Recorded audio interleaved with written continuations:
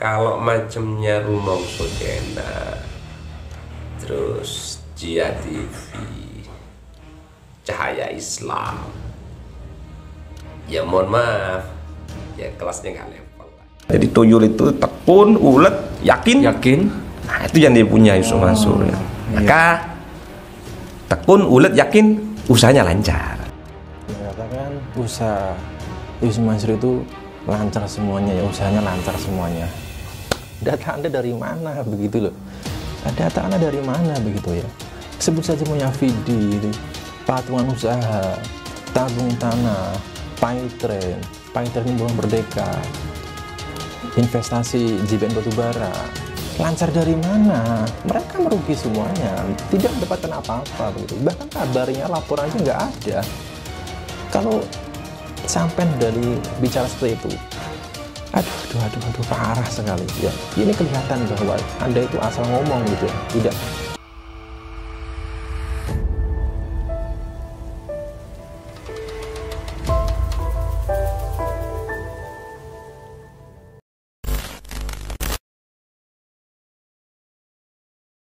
Oke, assalamualaikum warahmatullahi wabarakatuh. Jumpa lagi teman-teman bersama saya Aji.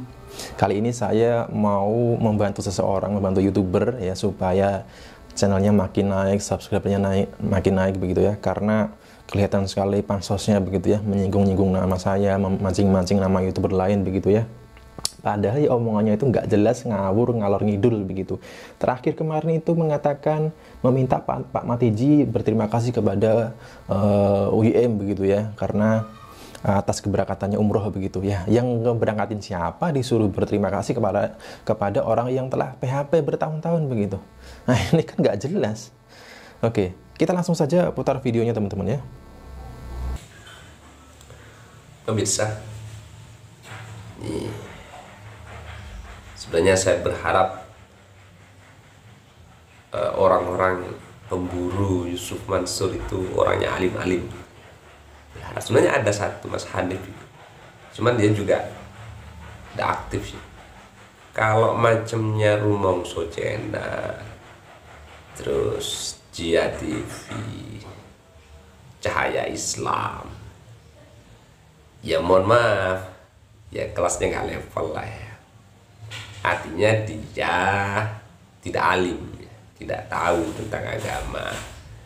Cuman kalau bacot ya, ngomong ya bisa, semuanya bisa, tinggal belajar baca buku membaca Quran saja banyak salahnya. Kemarin terjemah Taubah itu 60 juga parah itu. Tak tunggu klarifikasinya untuk dihapus atau diperbaiki juga enggak, padahal itu fatal ya. Dan juga tak lihat juga di salah satu kontennya Mas siapa itu.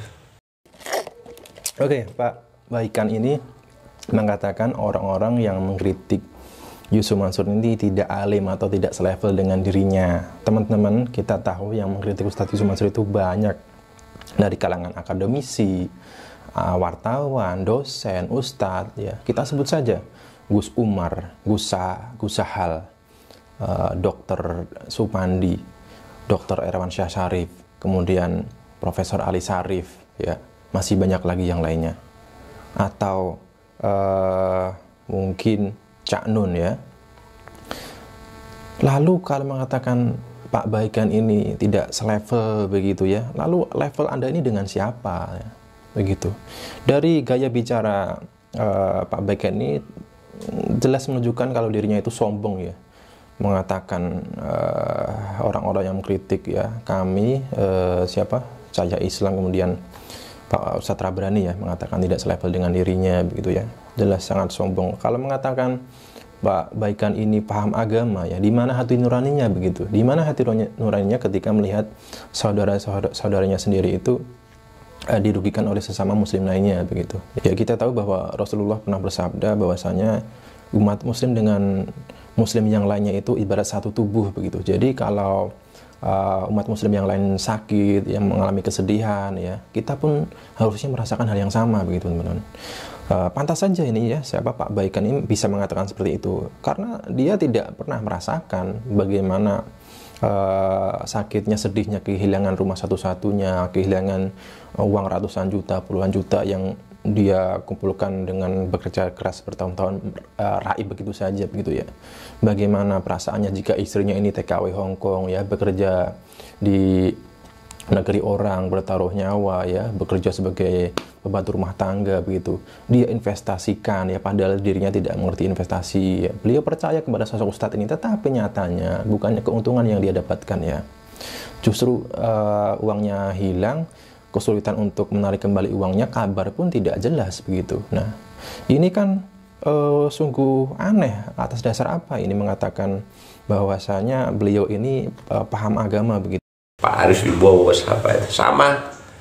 Jadi rata-rata yang memburu Ustadz Yusuf Mansur, yang notabene bilangnya membela orang-orang lemah itu, ternyata memang rata-rata tidak bisa agama ya. Sehingga apa yang terjadi kacau ya. Ya pantas saja kalau para alim, para ulama tidak mau menanggapi.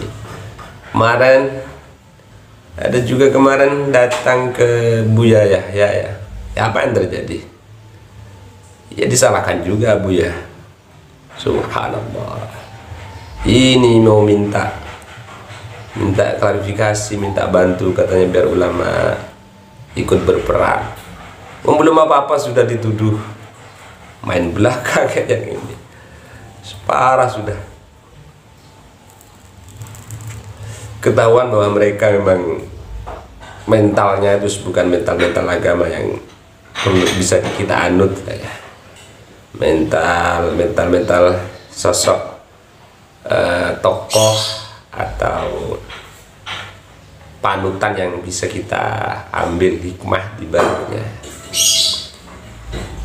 Apalagi nadanya pakai menggebu-gebu seolah-olah, tapi yang dia sampaikan hanya kebencian. Kebencian khususnya kepada Ustadz Yusuf Mansur ya. Tapi ya sudahlah, memang yang harus ada di dunia seperti itu. Jadi sebenarnya saya tidak mau menanggapi karena ya level ya, kurang alim sama ya, tanggung bos. Nah cuman ngomong, saya juga bisa ngomong sebenarnya, ingin mematahkan argumen Anda.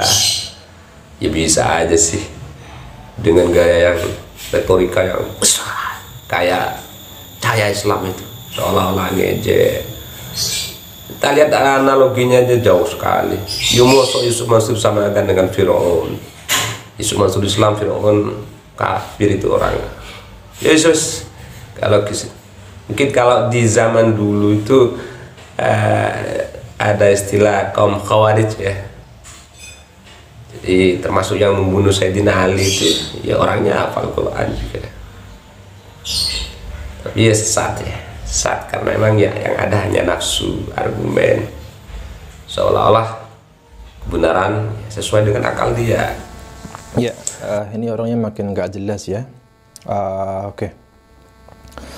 Boleh saja sampai mengatakan bahwa kita ini tidak alim, tidak paham agama, tetapi kalau sekali lagi, kalau Anda paham agama, di mana hati nurani Anda begitu? Ya, kita tidak sedang berceramah, kita tidak sedang mengajarkan tentang agama, tetapi kita di sini adalah untuk bentuk kepedulian kepada sesama saudara kita, ya, saudara-saudara kita yang merasa dirugikan begitu.